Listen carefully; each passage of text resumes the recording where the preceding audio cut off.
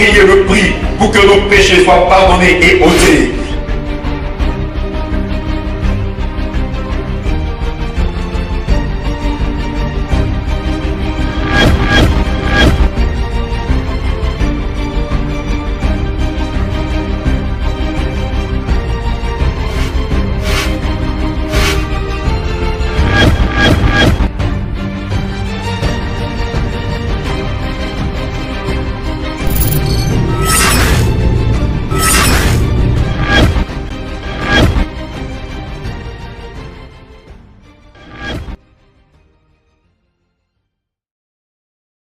Peut-on perdre le salut?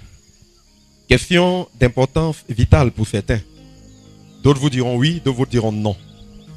Quant à nous, nous disons simplement ceci. Définissez-nous le salut.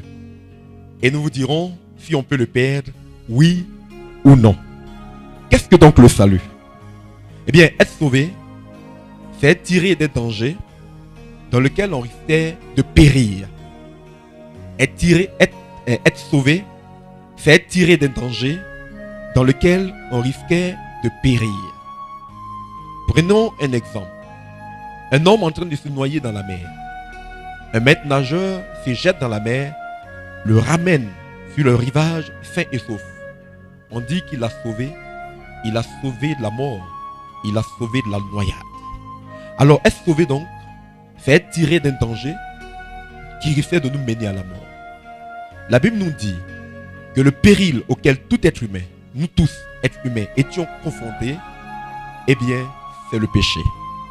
Le péché est un péril, en ce sens qui mène à la mort tous ceux qui sont sous son empire.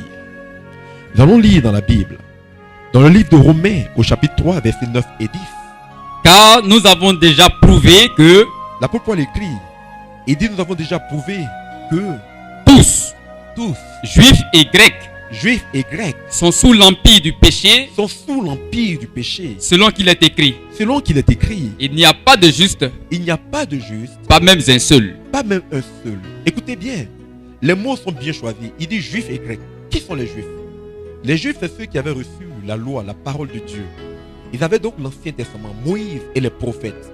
Mais la Bible dit que malgré la loi et les prophètes, malgré les écrits qui venaient de Dieu, ils étaient tous comme les Grecs. Les Grecs, c'est ceux donc qui n'avaient pas la parole de Dieu, qui n'avaient pas la loi. Ils étaient tous sous l'empire du péché.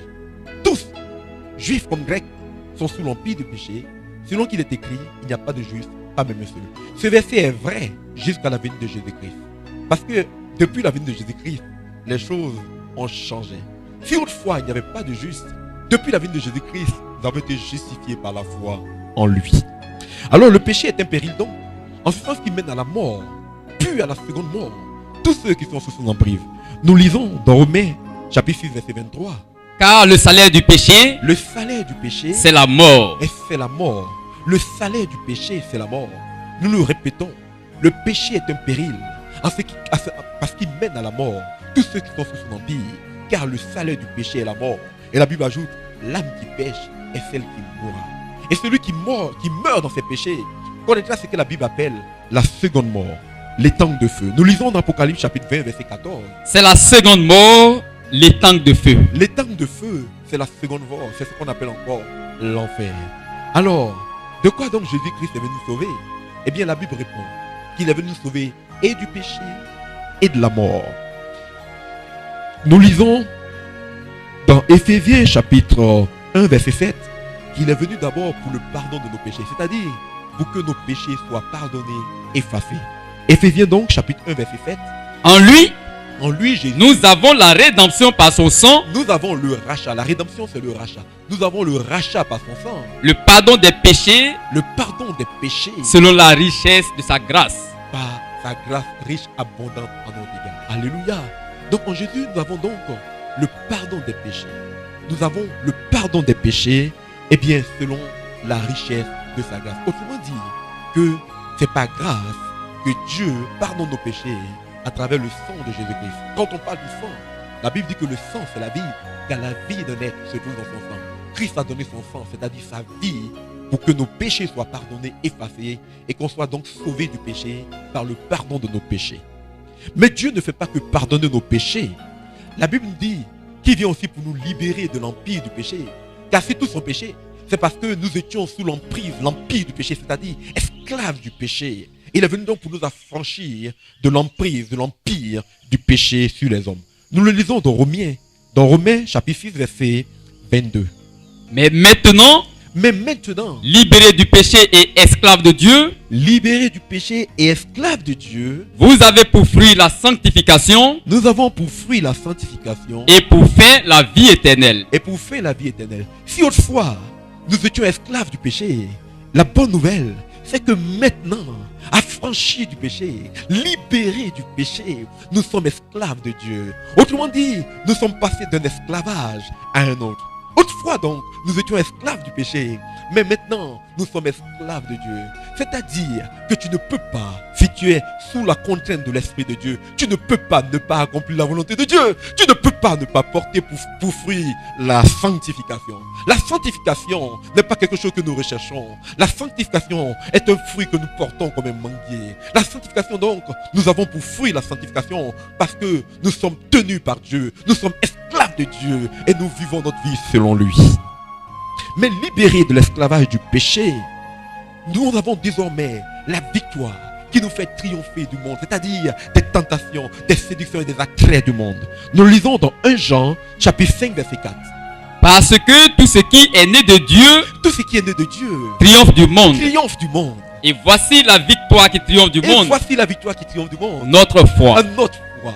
Dieu ne fait pas que nous libérer de l'empire du péché. C'est-à-dire nous ne sommes plus esclaves du péché. Mais le diable aura beau rôder, le péché aura beau tenter de nous séduire, le monde aura beau essayer de nous attirer par ses séductions, par ses richesses éphémères. La Bible dit que nous avons désormais ce qui nous fait triompher du monde, c'est-à-dire la victoire qui triomphe du monde. Et quelle est la victoire qui triomphe du monde? Notre foi. Qui est celui qui triomphe du monde? Sinon celui qui croit que Jésus-Christ est le Fils de Dieu. Celui donc qui croit à la victoire qui lui permet, qui lui fait triompher du monde. Nous ne recherchons pas la victoire. Nous avons la victoire qui triomphe du monde. Je le répète, nous ne recherchons pas la victoire. Nous avons la victoire qui triomphe du monde. Et quelle est la victoire qui triomphe du monde? La Bible dit c'est la foi. Qui est celui qui triomphe du monde? Sinon celui qui croit en Jésus-Christ. La Bible dit que la foi vient de ce qu'on entend. Et ce qu'on entend vient de la parole de Christ. Et Jésus dit, mais vous pouvez entendre ma voix et me suivre. Suivre Jésus, c'est avoir foi en lui. Entendre Jésus et le suivre, c'est avoir foi en lui. Et si vous entendez Jésus et que vous le suivez, le monde ne peut plus triompher de vous. Vous êtes victorieux, vous êtes triomphateur, vous êtes vainqueur du monde. Et si Christ nous fait triompher du monde, il ne s'arrête pas là. Il nous place dans l'impossibilité de retourner au péché, de pratiquer à nouveau le péché. Je le répète, non seulement il nous a franchis du péché, mais il nous met dans l'impossibilité de retourner à la pratique du péché. Nous le lisons dans 1 Jean chapitre 3 verset 9. Quiconque est né de Dieu ne pratique pas le péché. Parce que la semence de Dieu demeure en lui. Et il ne peut pécher. Puisqu'il est né de Dieu. Comprenez-vous, je le répète, beaucoup ne croient pas en ce verset. Et pourtant, il est écrit dans la Bible. 1 Jean chapitre 3 verset 9. Celui qui est né de Dieu, il ne pratique pas le péché. Il ne le peut pas parce qu'il est né de Dieu. Et aussi parce que la semence de Dieu demeure en lui. La semence de Dieu, c'est sa parole. Ou si vous voulez, son esprit. La parole et l'esprit sont un. Alléluia, la parole est esprit et vie. Et quand cette parole demeure en vous, quand cet esprit demeure en vous, il ne vous permet pas de pratiquer le péché. C'est en cela que la Bible dit que nous sommes désormais esclaves de Dieu. Car nous ne pouvons plus faire ce que nous voulons, mais ce que Dieu veut. La Bible dit, marchez donc par l'esprit, et vous n'accomplirez point les désirs de la chair, car ils sont opposés l'un à l'autre, afin que vous ne fassiez pas ce que vous vouliez. L'esprit s'oppose à la volonté de la chair, l'esprit s'oppose aux désirs de la chair, afin que nous ne fassions pas ce que nous voulions. Et c'est ainsi que nous devenons esclaves de Dieu. Alléluia. Donc, je le répète, en Christ, nous avons le pardon des péchés. C'est-à-dire nos péchés sont effacés. Mais bien plus, alléluia, il nous a franchis de la tyrannie du péché. C'est-à-dire le péché n'a pris d'emprise, ne nous domine plus, ne règne plus sur nous. Mais bien plus, il nous a communiqué la victoire qui triomphe du monde. La foi, celui qui croit en Jésus, alors il est victorieux, il a la victoire qui triomphe du monde. Et alors, puisque la semence de Dieu demeure en nous, puisque son esprit demeure en nous, nous ne pouvons plus pratiquer le péché parce qu'il ne nous le permet pas. Amen. Voici pourquoi Jésus-Christ est venu. Mais la Bible dit que Jésus reviendra. Le Christ qui s'en est allé dans les cieux reviendra de la même manière. Mais il reviendra pourquoi? Eh bien, je vous informe qu'il viendra pour parachever ce salut qu'il a si bien commencé. Il viendra pour nous sauver de quelque chose. Et ce quelque chose-là, c'est de la mort. Nous lisons que Jésus revient donc pour notre salut. Nous lisons dans Hébreux, chapitre 9, verset 28.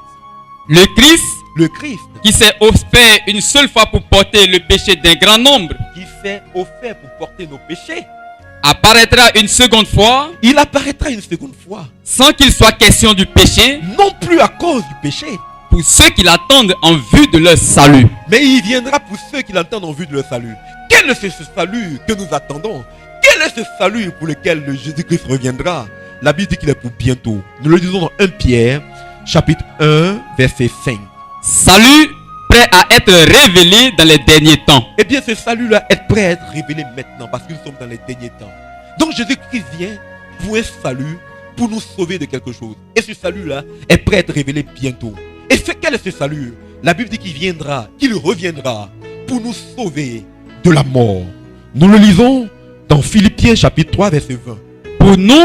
Pour nous, notre cité est dans les cieux. Notre cité est dans les cieux. Pour nous qui avons cru en Jésus-Christ, notre cité est dans les cieux. De là des cieux donc. Nous attendons comme sauveur.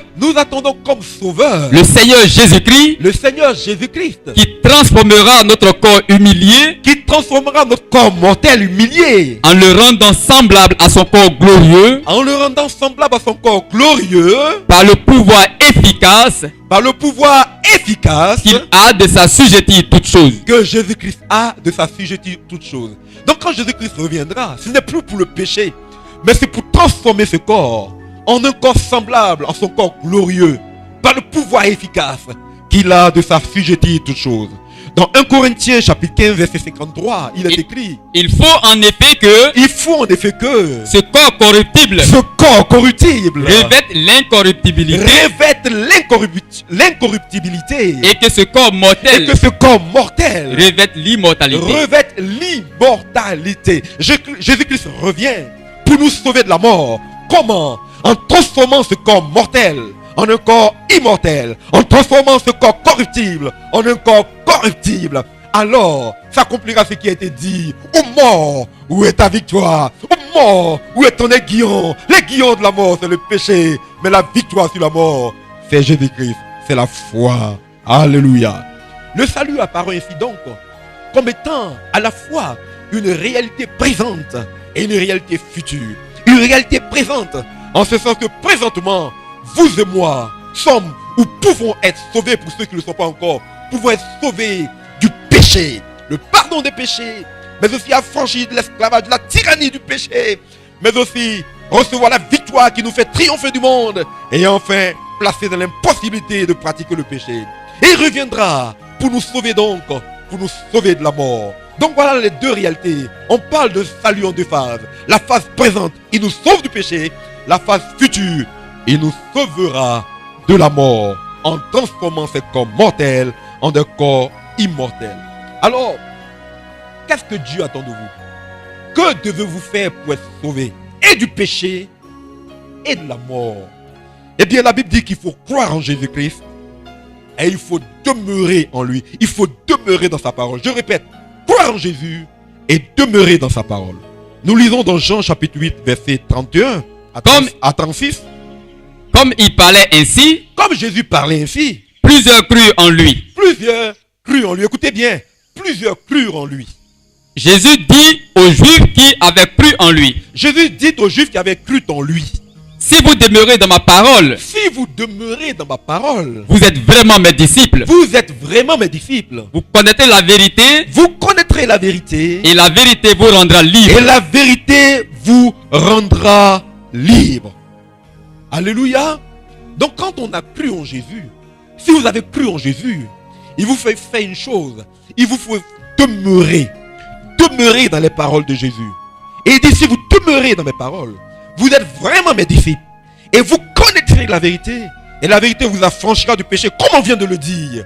Alléluia. Et Jésus poursuit en disant, en vérité, je vous le dis, quiconque commet le péché, c'est-à-dire pratique le péché, est esclave du péché. Il est esclave du péché. Or, l'esclave ne demeure pas pour toujours dans la maison.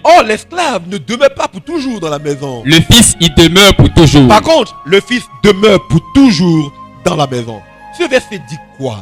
Ce verset dit tout simplement ceci: que celui qui demeure dans la parole de Christ, eh bien celui-là, il connaît la vérité qu'il a franchi du péché et il demeure pour toujours dans la maison de Dieu. Mais celui qui ne demeure pas, qui après avoir cru, ne demeure pas dans la parole de Christ, celui-là ne sera jamais affranchi du péché. Pour avoir cru, il fait partie de la maison de Dieu. Mais pour ne pas avoir demeuré dans la parole, il continue de pratiquer le péché. Alors il est un esclave dans la maison de Dieu. Celui-là, il ne demeurera pas pour toujours dans la maison de Dieu. Il est un esclave dans la maison de Dieu. Et un esclave ne demeure pas pour toujours dans la maison de Dieu. Ce n'est pas un évangile de condamnation. Parce que la solution est là. Jésus dit à ceux qui ont cru en lui: si vous avez cru en lui, il dit demeurez dans ma parole. Alors vous connaîtrez la vérité. Et la vérité vous affranchira du péché. Si vous n'avez pas encore été affranchi du péché, après avoir cru en Jésus, c'est parce que vous n'avez pas connu la vérité. C'est parce que vous n'êtes pas demeuré dans la vérité. Comment peut-on demeurer dans ce qu'on ne connaît pas? Comment peut-on demeurer dans ce qu'on ignore? Si vous êtes encore esclave du péché, alors il vous manque une chose. Vous n'avez pas encore fait une chose. Il vous faut demeurer dans la parole de Christ. Il vous faut demeurer dans la vérité. Car celui qui demeure dans ma parole, dit Jésus, il connaîtra la vérité. Et la vérité la franchira. Dieu franchira de quoi? Du péché. Si donc le Fils vous affranchit, vous serez réellement libre. Alléluia. Et Jésus-Christ nous prend une illustration dans le livre de Jean au chapitre 15, à partir du verset 1er. Il nous prend l'illustration que nous avons prise tout à l'heure du cèpe et du sarment. On avait pris l'exemple du manguier et de ses branches. Voici ce qu'il dit, nous lisons. Si quelqu'un ne demeure pas en moi, Jésus-Christ dit, si quelqu'un ne demeure pas en lui, il est jeté dehors comme le sarment. Il est jeté dehors comme le sarment. Et il sèche. Puis l'on ramasse les sarments.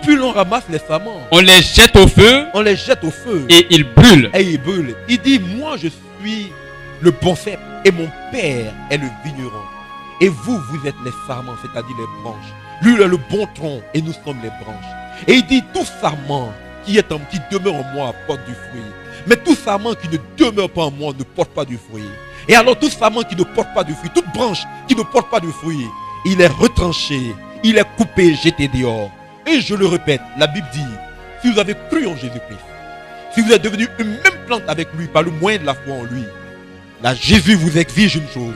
La Bible nous ordonne une chose: demeurez dans les paroles de Christ.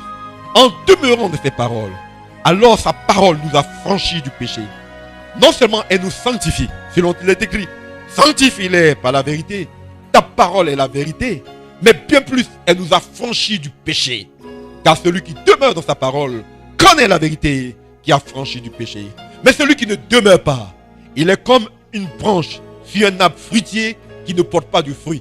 C'est une anomalie. Alors, pourquoi ça ne porte pas du fruit? Jésus dit, si vous ne demeurez pas, alors vous ne porterez pas du fruit. Et celui qui ne porte pas du fruit, alors il est retranché. Le Père le retranche. Il est jeté dehors. Et on le ramasse quand il sèche. Et on le brûle.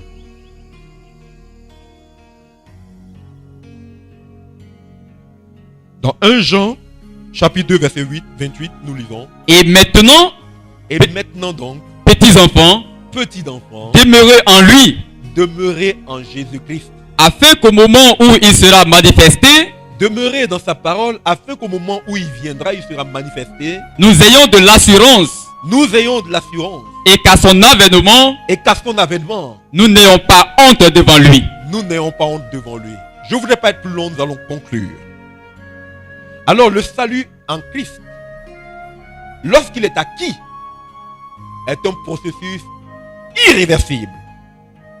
Autrement dit, celui qui est affranchi du péché, celui qui croit en Jésus et qui est présentement affranchi du péché, ne peut plus pratiquer le péché. Parce que tout ce qui est né de Dieu ne pratique pas le péché. Il ne le peut. parce que la semence de Dieu demeure en lui. Celui donc qui croit en Jésus et qui a franchi du péché ne peut plus pratiquer le péché. C'est en cela que la Bible dit, si le Fils vous a franchi, vous êtes réellement libre. De la même manière, celui qui sera affranchi de la mort ne pourra plus jamais mourir. C'est ce que la Bible appelle la vie éternelle. Amen.